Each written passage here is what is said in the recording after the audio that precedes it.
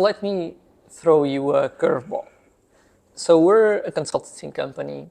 I know that we've done in the past a few projects on our own, but mainly that's one of our main drivers.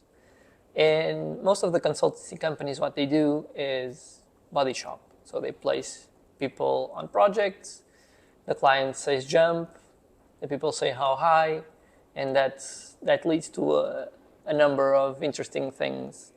Some tech debt, some spaghetti code, and systems sometimes crumbling, right? So are you telling me that we're different, knowing that we're still a consultancy company at the end of the day? We are quite, as you know, flexible, let's say. So we do take different engagement models.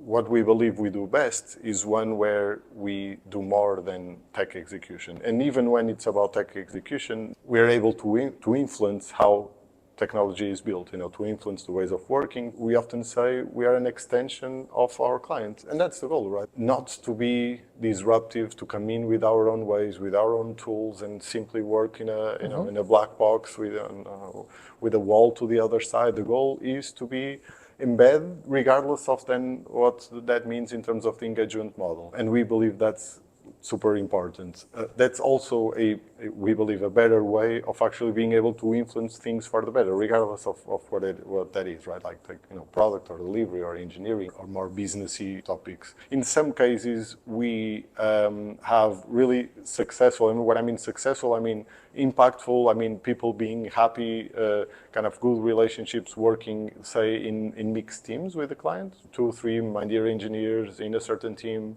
with or without a more of a lead role, say a product role or a delivery lead role. We do feel that we add more value when we are accountable for the work that we're doing, and that typically comes with owning more of the delivery. Why would I, as a client, want you to advise me? Because I know what I want.